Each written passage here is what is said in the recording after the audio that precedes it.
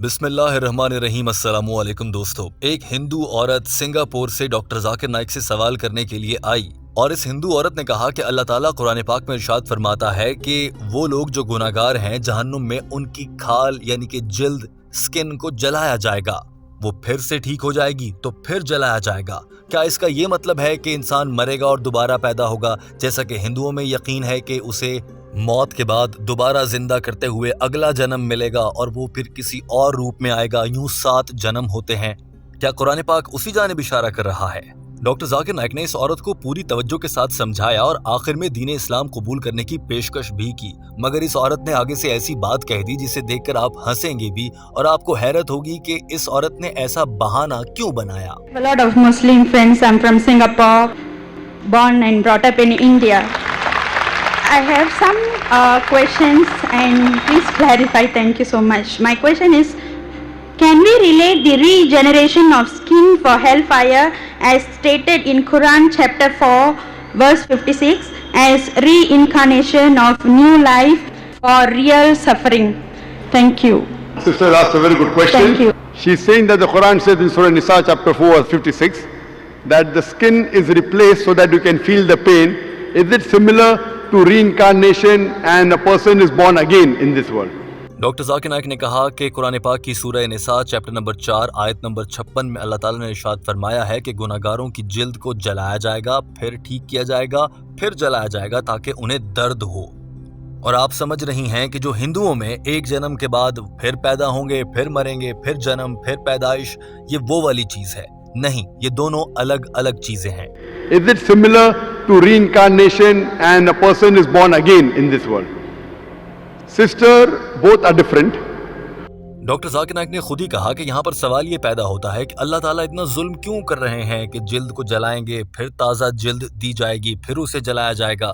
बहुत से गैर मुस्लिम ये एतराज भी उठाते नजर आते हैं।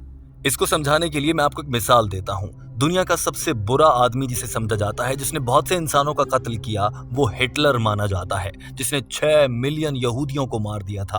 अगर आज के दौर में हिटलर दोबारा से जिंदा हो जाता है और आपको मिल जाए तो आज का कानून उसे क्या सजा देगा? सजाए मौत दे देगा, हिटलर को मार देगा। लेकिन उसकी जान जाएगी तो एक हिटलर की जान जाने से तो उन 6 मिलियन यहूदियों में से सिर्फ एक का बदला चुकाया जाएगा, बाकियों को तो इंसाफ नहीं मिल पाएगा। लिहाजा अल्लाह ताला ने कुरान पाक में कह दिया कि तुम्हारी जिल्द को जलाया जाएगा, फिर नई जिल्द दी जाएगी, अगले गुनाह की सजा के तौर पर फिर जलाया जाएगा, फिर ताज़ा जिल्द दी जाएगी। हो सकता है अल्लाह ताला चाहे तो हिटलर की जिल्द को 6 मिलियन मर्तबा ही जलाया जाए। और ये एक मिसाल है अगली जिंदगी में सजा से मुतालिक, और अल्लाह का इंसाफ आपके सामने है।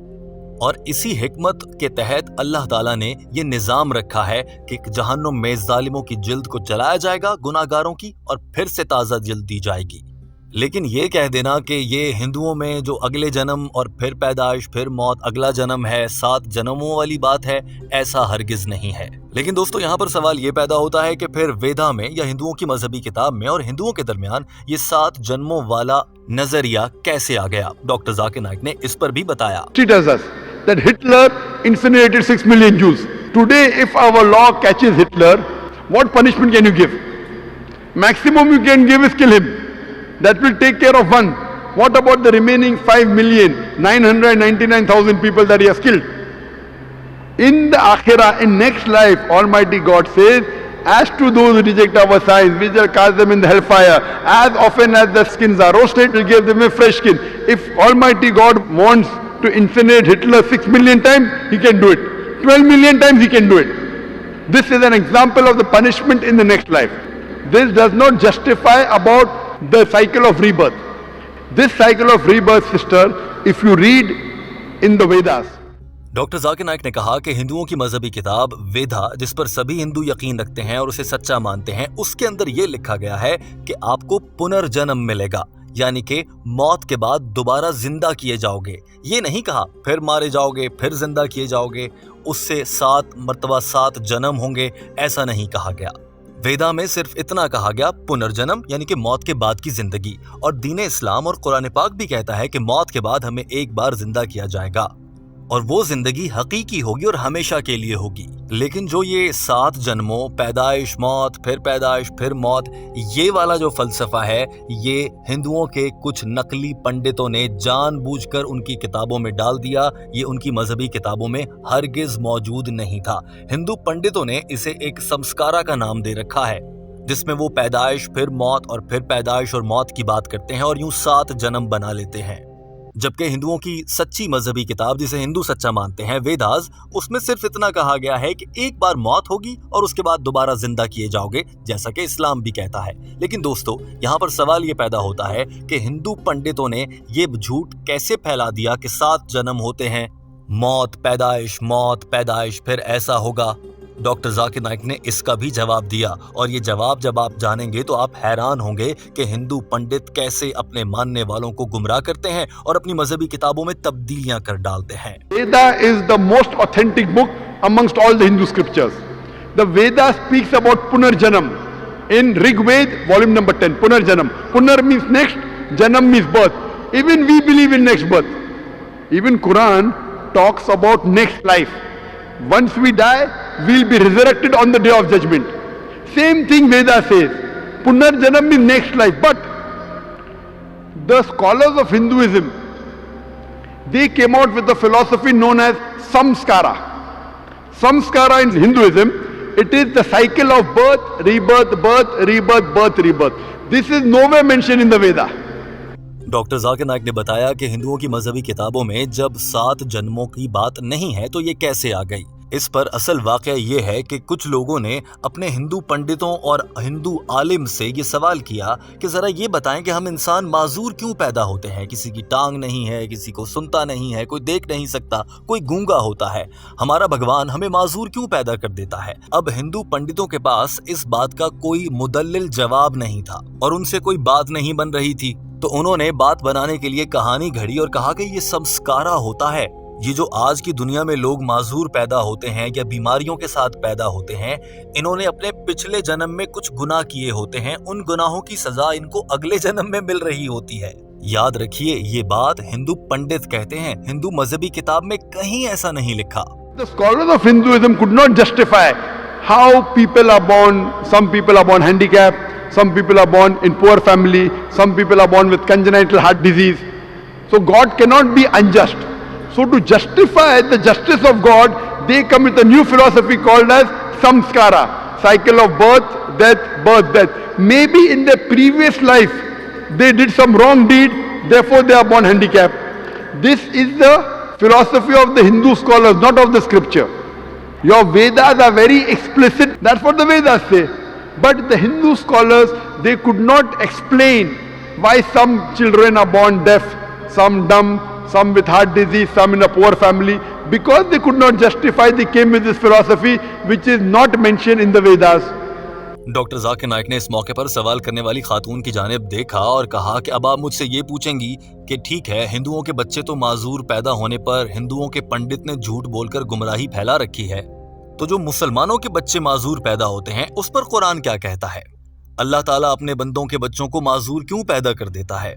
इस बात पर यह लड़की खड़ी मुस्कुराई और हाँ में सर हिलाया। डॉक्टर जाकिर नाइक ने जवाब देते हुए कहा कि अल्लाह ताला ने कुरान पाक में सूरह मुल्क चैप्टर नंबर 67 आयत नंबर 2 में इरशाद फरमाया है, और ये अल्लाह है जिसने जिंदगी और मौत का तसव्वुर रखा ताकि वो तुम्हें आजमा सके कि तुम में से कौन मुत्तकी है।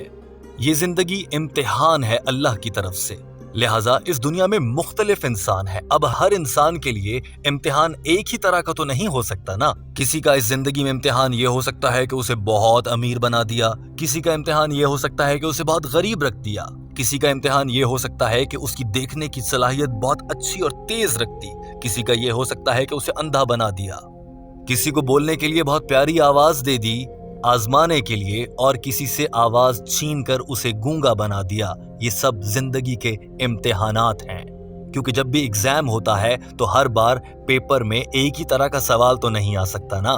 दुनिया में मुख्तलिफ तरह के लोग हैं, उनके लिए अल्लाह ने मुख्तलिफ तरह की आजमाइशें रखी हैं, और कुरान ने तो ये कह भी दिया कि तुम्हारे लिए तुम्हारी औलाद एक आजमाइश है, तुम्हारी दौलत भी एक आजमाइश है। डॉक्टर जाकिर नाइक इंतहाई लॉजिक के साथ इस हिंदू औरत को सब कुछ समझा रहे थे और उन्हें उम्मीद थी कि ये खातून इस्लाम कबूल कर लेगी। You will ask me the question, okay, if the Hindu Pandits are wrong, what is the explanation in Quran?